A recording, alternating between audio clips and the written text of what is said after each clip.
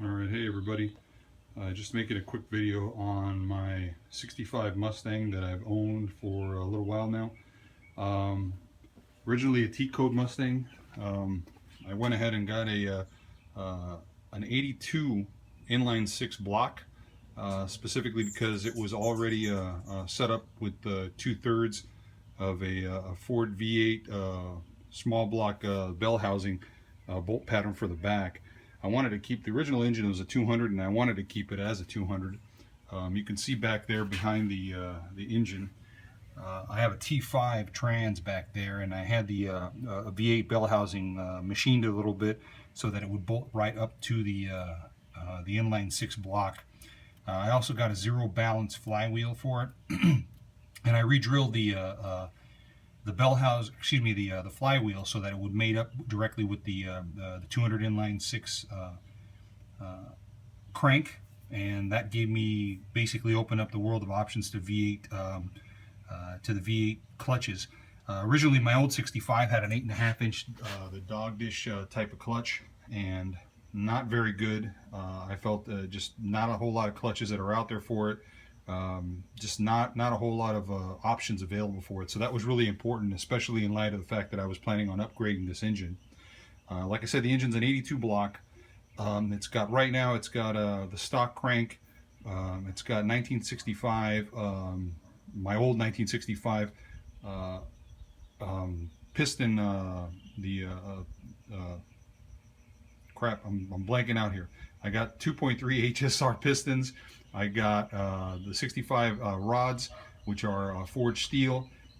Basically, just kind of something pretty mild. I did go ahead and we went ahead and decked the block right now, and then we also kind of CC'd that the cylinder head as well. And so we're about 10-to-1 compression ratio on the engine. As you guys can see, I have a classic inline cylinder head. I picked one of those up when I had heard that the gentleman from Classic Inlines had passed away, so I definitely wanted to have one of those, so I bought one while they were still available. I don't believe you can get them anymore, but did that.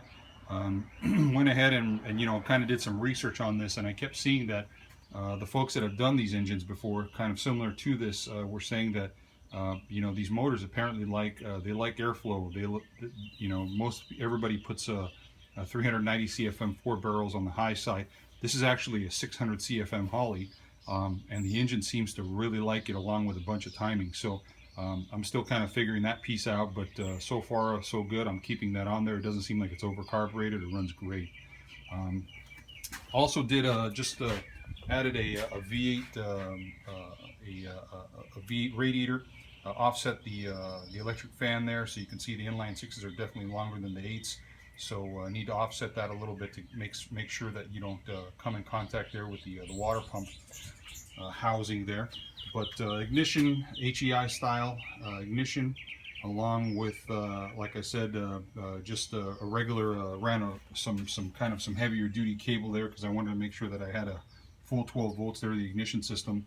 You can see that air cleaner that I put on there is one of those Edelbrock, the kind that apparently light on fire when the engine's backfire, but I found that this actually works real well for flow. I had actually a different kind of air cleaner on there before, kind of like one of those cold air induction types of air cleaners, but I found that actually that was starving the engine for air at about 3,500 RPM.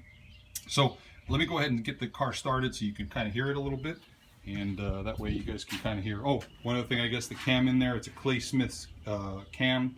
It's I think a 264, 274 with 108-degree lobe separation. Also, I have in here, pop that off there. I don't know if you guys can see that or not, but in there is a set of Yellowterra roller rockers. So also kind of like nice, cool trick parts in there inside this little motor here. So let me go ahead and start it, and you guys can get a feel for how it sounds.